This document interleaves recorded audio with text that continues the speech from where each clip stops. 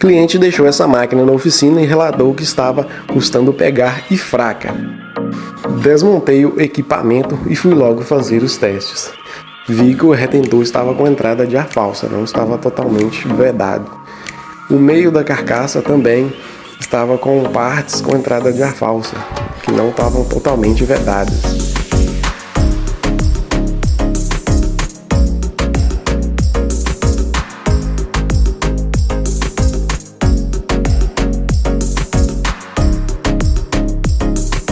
Então fiz a limpeza do equipamento para começar a desmontar e fazer a manutenção. Olha só como o pistão estava carbonizado.